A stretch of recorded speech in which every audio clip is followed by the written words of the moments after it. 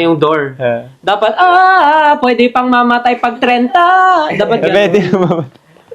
Pero, Siyempre, hindi ako yung topic. So, di ba? Makakatikim kayo sa akin eh. Okay. Anong pag-aaway natin? Pag-away nga tayo? Pag-away natin. Hindi ko alam ano nga pag-aawayan. Mag-isip ka ng pag-aawayan.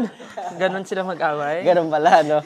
hindi para ganon. Ba't kinakata mo pa yung quit? 30, Yan nga yung 30 pa sabihin. naman eh. Pag 30 Hindi na. pa eh. Hindi pa. Hindi, sabi mo kasi ayoko eh. Ibig sabihin, kino-close mo na yung door. Ah. Dapat, pwede pang mamatay pag 30. Dapat ganun. Pwede naman. Pero, Pili kasi nga ito ang close to. Oh.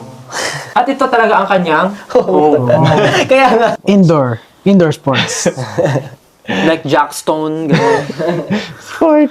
May sagot. Wala, ibig sabihin hindi ka talaga nagtiwala. Iiwan mo kami, Justin.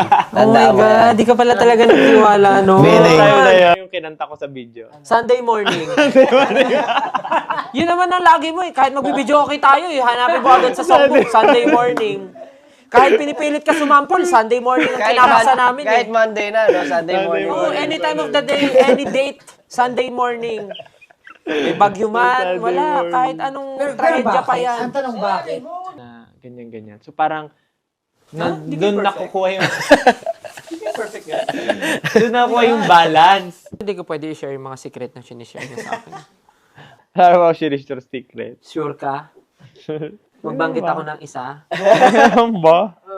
Magbanggit ako isa? Hindi, ayoko. Siyempre, nag-pinky promise kami. Thank you, promise. Thank you, promise. Pare. Tapos may nalaman din kayong ibang bagay kay Justin na ngayon lang rin namin nalaman na muntik niya na pala kaming ibon.